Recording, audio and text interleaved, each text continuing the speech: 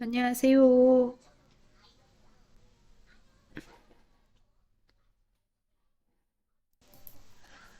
안녕하세요.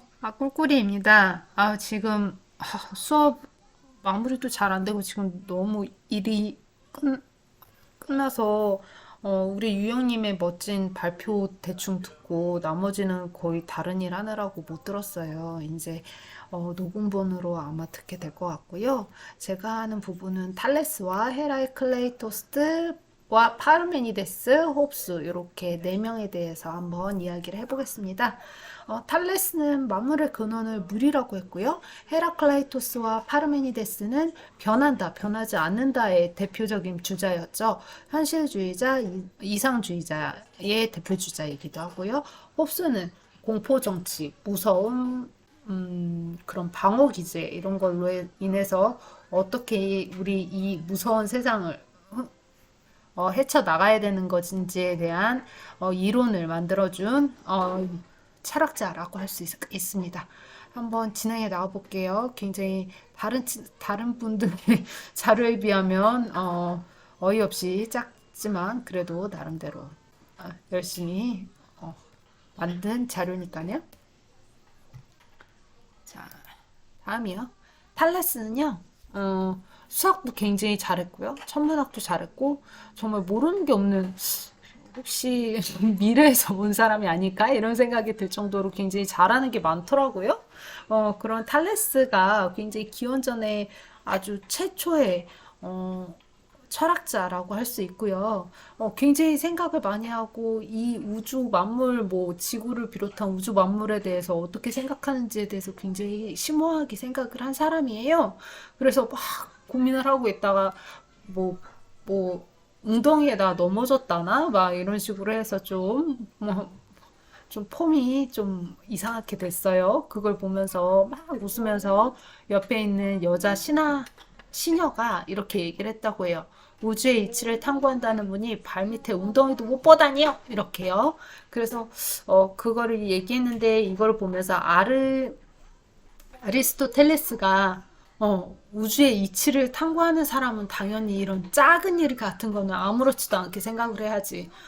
이런 물웅덩이조차 그냥 넘어질 수 있는 거 아니냐? 이렇게 우주 같은 엄청난 것을 생각하는 사람이 그런 사소한 것까지 생각하고 살아야겠어? 막 이렇게 반박을 하기도 했다는데요. 탈레스는 조금 창피했다고 합니다. 말레투스 출신이었고요. 그 말레투스는 소아시아 터키예요. 제가 요즘에 터키 소설을 많이 읽기 시작했거든요. 무엇보다 가장 유명한 사람이 누구였죠?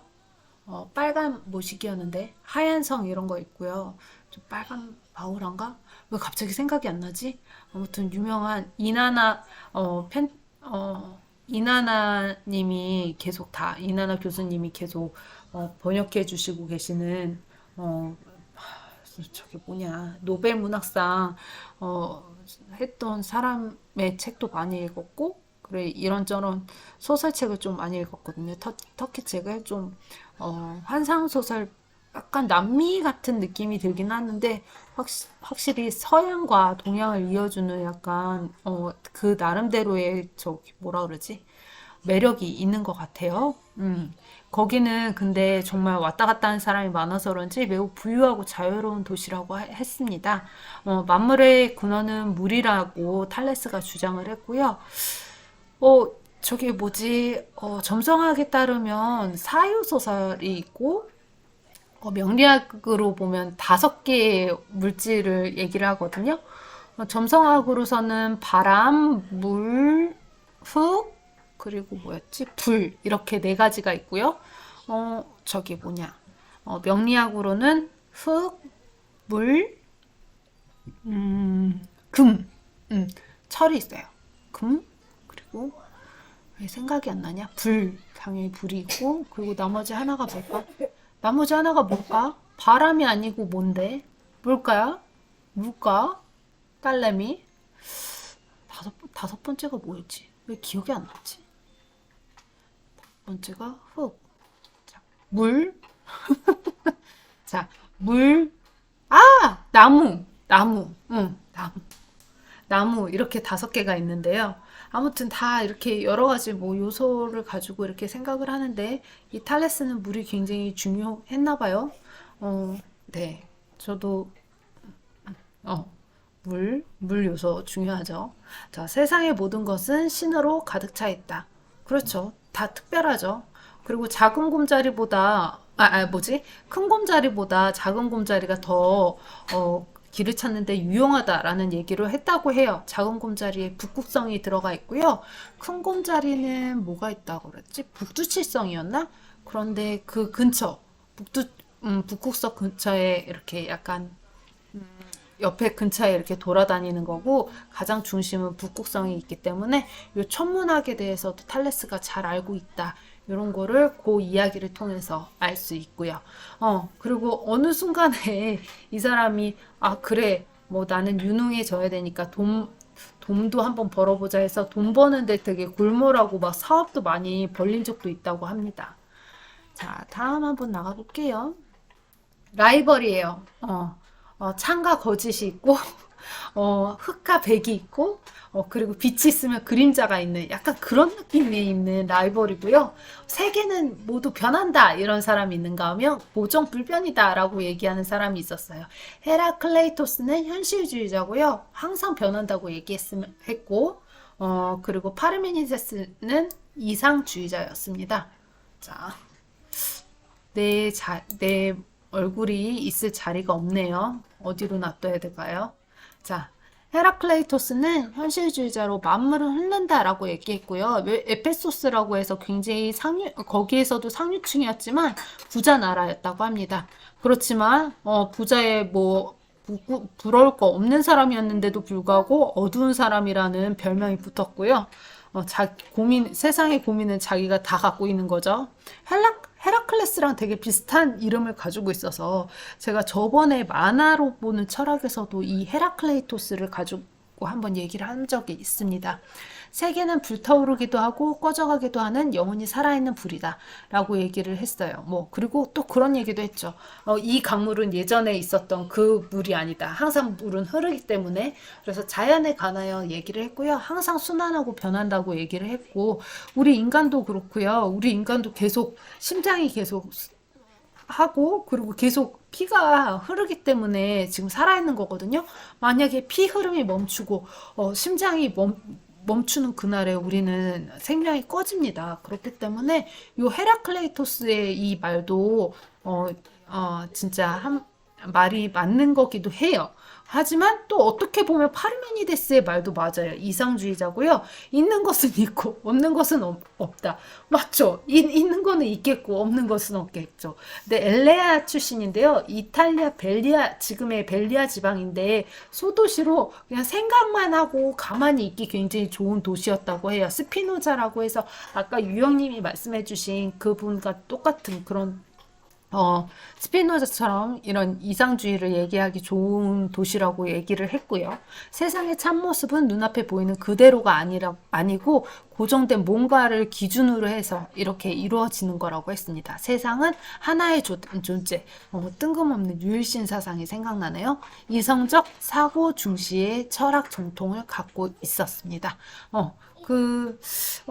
진짜 일단 뭔가 기준이 있어야겠죠. 요건 고정됐다, 요건 유동적이다. 이런 생각을 갖고 있는데요. 요, 선이 있으면 악이 있고, 빛이 있으면 그림자가 있고, 현실이 있으면 이상이 있겠고, 변하는 게 있으면 또 불변하는 것도 있겠고, 이건 정말, 두 개가 같이 공존할 수밖에 없는 진짜 어쩔 수 없는 라이벌이고, 그리고 이 세상이 진짜 모순이지만 또 맞는 얘기일 수도 있고, 이런 되게 복잡한, 저는 이런 생각이 들었습니다. 요 두 명을 보면서요. 헤라클레이토스와 파르메니데스를 보면서요.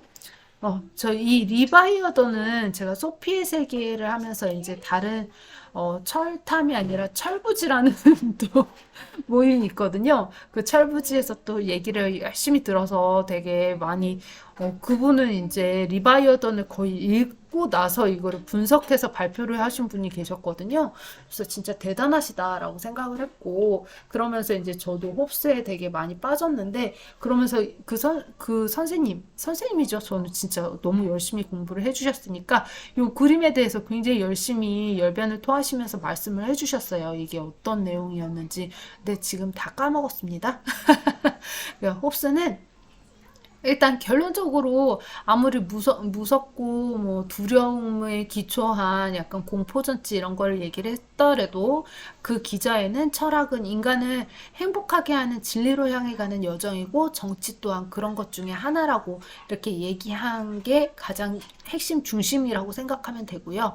요 홉스는 영국 맘즈베리 근처 태생이라고 해요. 맘즈베리가 도대체 어디요? 자, 베리는 참 많어. 자, 샌드위치도 많고, 거리 위치, 무슨 위치도 많고. 자, 전쟁이 이제 그 스페인에 있는 무적 함대가 쳐들어온다는 소문이 들어서 그것만으로도 무서워가지고 조산을 해버린 어머니 이야기가 있고요. 아버지는 워낙에 너무 교회에서 떠들고 욕하고 막 싸워가지고 결국 교회에서 쫓겨나고 그리고 나라에서도 쫓겨났더니 도망갔다나 막 이런 식으로 해서 어머니와 우리 홉스만 남겨놨는데요. 그래도 다행히 외부 외조부 쪽이 굉장히 부자였어서 외삼촌이 도와주셔서 13세에 이제 좋은 학교에 들어가서 언어 천재가 되고 옥스퍼드에 가서 공부를 또 하게 되었습니다. 대변자 백장 가문 비서로 들어가서 교사도 같이 했고요. 되게 어린 아이를 클 때까지 같이 옆에서 이제 비서로 돼서 이제 끝까지 옆에서 도와주는 역할을 했는데 홉스의 40살 때 그 애가 요절을 하고 맙니다. 그래도 그 아이를 데리고 5년간 유럽 여행을 하면서 굉장히 많은 시야가 트이고, 이렇게, 배우는 게 많아졌다고 하고요. 그래서 그 덕분에 그 왕권 신수설을, 생각을 해서 그 영국에서 가장 짧게 명예혁명이 일어나는 시기에 프랑스로 도망갔다가 어느 순간에 조용히 다시 돌아오는 그런 일도 있었습니다. 음. 그리고 다시 뭐지? 뉴캐슬 가가지고 뭐 이제 일이 떨어져서 갔다가 이제 친척집에 갔다가 뭐 이런 리바이어던 같은 책도 쓰고 그랬던 것 같아요. 과학 발전으로 이제 뭐 그 신앙심이나 뭐 이런 걸로 사람들을 주장하기에는 좀 힘들어졌고요. 그래서 왕과 의회의 갈등이 되게 심해졌어요. 그러면서 홉스가 리바이어던이라는 책을 냈는데 거기 3장, 4장에서 교회 비판적인 내용이 되게 많았기 때문에 동료가 그때부터 등을 돌리게 되는 시작이 되었다고 합니다. 뭐 그래도 굉장히 오래 사셨다고 혼자 살고 막 그랬는데도 90세까지 오래 살고 잘 먹고 잘 살으셨다는 그런 이야기가 있습니다.